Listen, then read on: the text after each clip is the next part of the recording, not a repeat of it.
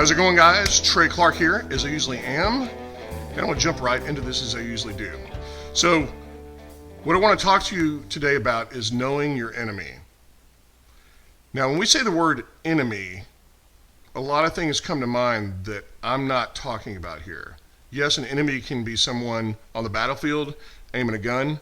It can be someone that wants to rape you or get you fired from work because they don't like you.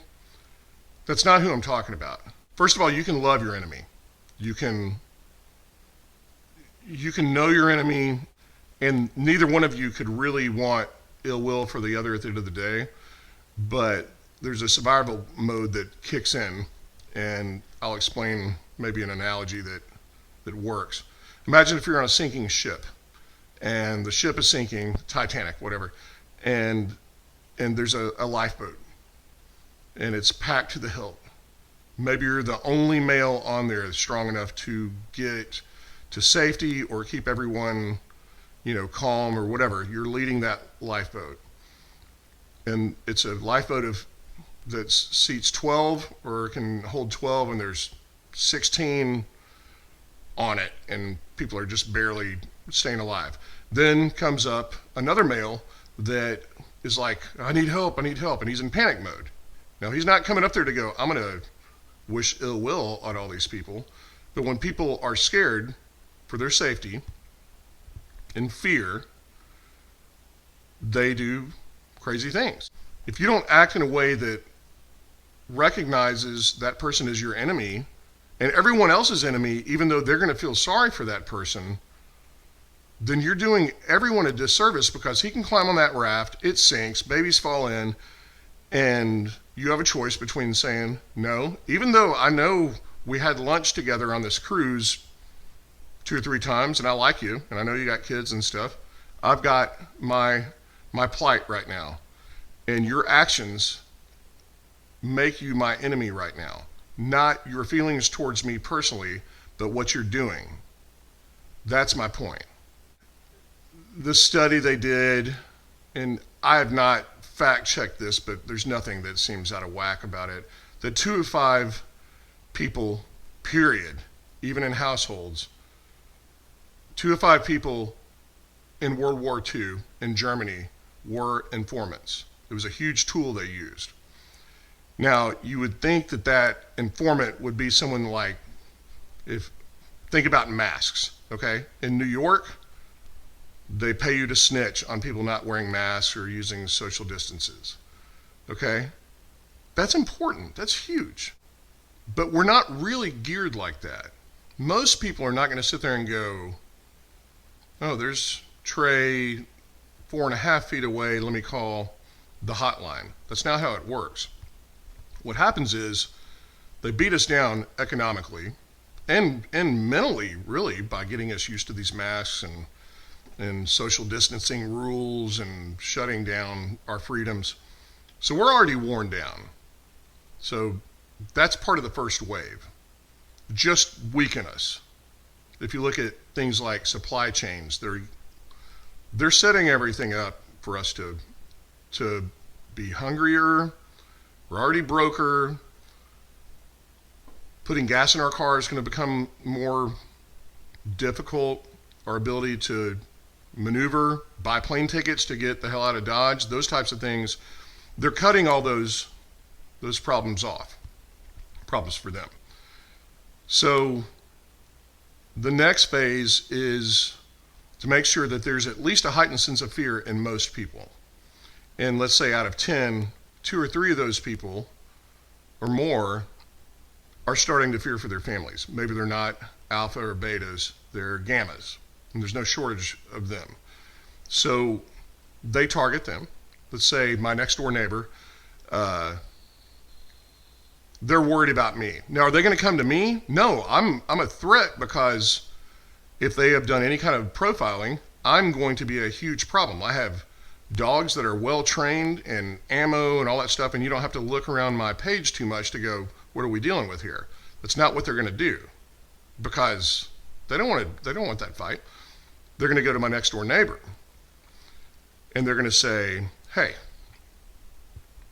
You know anybody in the neighborhood who's misbehaving, who's kind of violating these deals? Someone who's speaking out a little much, someone who decides to mow their lawn without a mask, someone who is maybe putting their children and yours too in danger by violating rules that the government has set.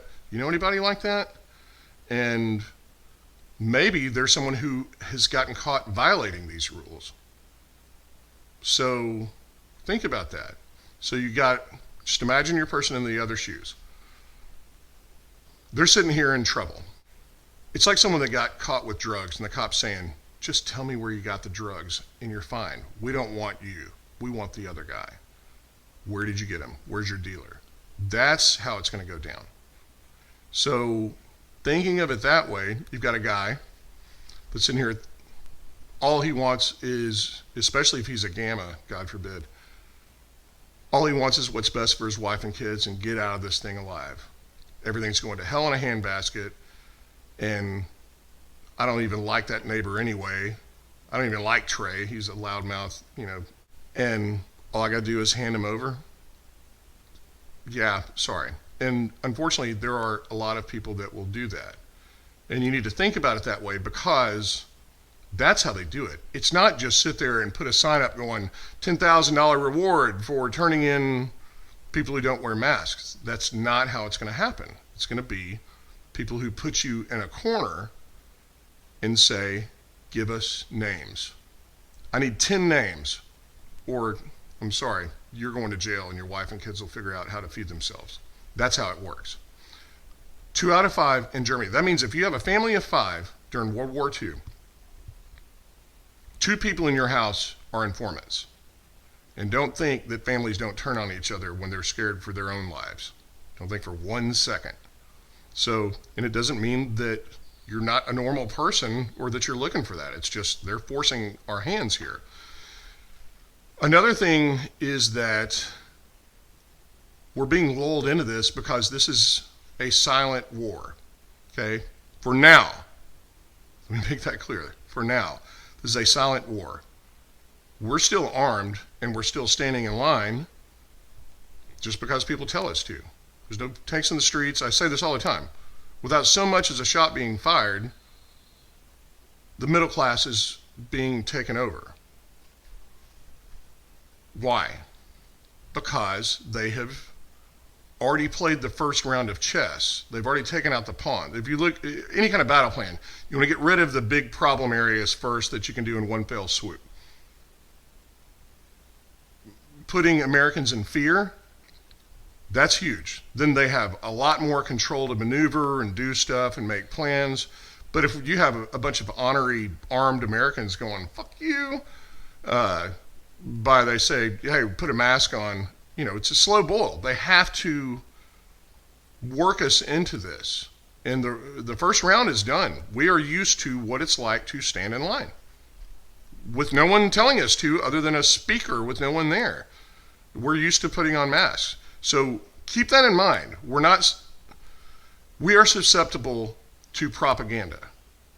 So here's, I guess, as much as I want to say know your enemy, even better, know your allies. Talk to people. Don't listen to just people rambling going, my Second Amendment or whatever, but know your allies and like, hey, do you know where you're going if the shit hits the fan? You can weed a lot of people out if they say things like, well, the government will figure it out. Boom. Automatically, get the hell away from that. Or anyone who thinks that doctors and everyone has humankind's best interest in mind. Stay the fuck away from them. And then the second tier of weeding people out is just knowing their character, getting to know them, knowing their, would they be more likely to throw you under the bus or not? And be very selective. And then once you can kind of get a good idea of what your allies are, you have a very good resource early on. You don't have to find them if the shit does hit the fan. And I'm not a doomsday person. I am a realist. I'm pragmatic. Pay attention to what's going on. We are at war. We're at war. They're cutting off supply chains. First thing you do is strategically start to squeeze the things that we need. And because we're not feeling it that much right now, we think it's not happening. Now, we've been on a long stretch, and I know we've been at war, but there hasn't been, I'm 47. I was born after the draft. The idea of a family of men sitting there waiting for their names to get called out to get sent to Vietnam against their will, whether they agreed with the war or not, is totally foreign to me. But don't think for a second that it didn't happen. The idea of rounding up citizens of the United States that happen to be of Japanese descent and sometimes even just looked Japanese, rounded up and put in concentration camps when they had every single human right granted to them by the United States government, as I would have, that wasn't good enough. So don't you dare get lulled into sleep. That's what they want. Don't get lulled into thinking that we're in this sweet spot where nothing bad can happen, or could it be swiftly implemented. That's what they want us to think. They want us on our heels. They want us soft. They want us needing stuff, so when they come by with those FEMA trucks and say, hey, get on the truck, that type of thing. Hey, we're just going to take you to go get some food because I know your family's hungry. That's how they do it. All you got to do is read history books. Unless you don't believe anything in history, even though a lot of it's faulty and propaganda, wars aren't won by whoever kills the most person on the battlefield. That's not how they're won. They're done by strategic chain supplies being choked off. And that's what they're doing to us, and we can see it. We have social media now. They didn't even have that stuff back then. All you have is the printed press and maybe a couple of channels on TV. So the propaganda is working splendidly, and we're falling right in line. But if we know our surroundings, if we really pay attention and wake up with our head on a swivel and make sure we're paying attention to what is going on, find out where your produce is coming from, find out how available ammunition is for your specific guns. That's important. And there will be a black market for all that stuff. Again, let me make this clear. I am not suggesting anyone do anything to uprise violently. I am against that. In this situation, no shots have been fired, and no one needs to be a hero right now.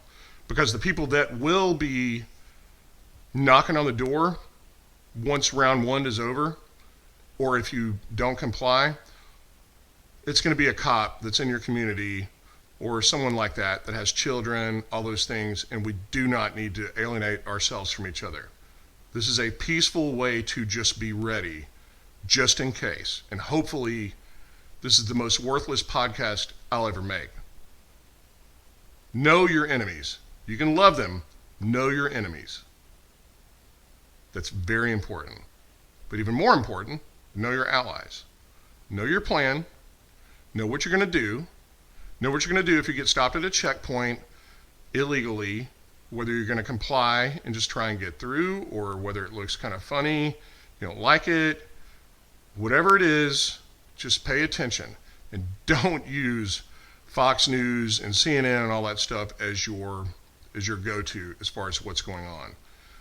Use social media. They don't want us to think that YouTube and stuff like that is a good place to get information. And it's a good place to get bad information, but it's also a good place to find out what's going on. So find out your top 3 or 4 people where you kind of have a good feeling about trusting that they're not trying to bamboozle you, you know? So I hope you guys are good, and I'm not trying to be doomsday about this. That's not what this is about. It's just I'm talking to myself as much as anyone because I'm new to this. I enlisted right after the first Gulf War. Before that, I signed up to go over as a fireman to put out all the Kuwait fires. So I was ready to roll. And looking back, I'm thinking, I didn't see the forest. I was a kid, I just believed what was coming in. CNN said it, it must be true. If Rush Limbaugh said it, it must be true. But guess what? Everyone's trying to sway public opinion at all times. So the best thing we can do for actual public opinion is be educated on everything that we can. And that's the best we can really do. But ain't time to pick up a gun and march to the Capitol. If you want to exercise your Second Amendment rights and not aim it at someone but carry it, that's your call. I'm choosing not to. I've argued with people that think that that's just like an act of aggression. No part of the Constitution or Bill of Rights that you exercise is for someone else to tell you you can't do. The First Amendment protects all the other amendments, but the First Amendment goes away the day that the Second Amendment is stripped of us. Remember that. Hope y'all are good. Cheers, guys. I only stay when I'm gone. I only ride to get thrown. I only tread not to sing. And I can't move when I'm bound by the weight of this town. But I got these wheels in the ground. I'm not saying but I'm sound. I only smoke when I drink. I only smoke when I drink. I only drink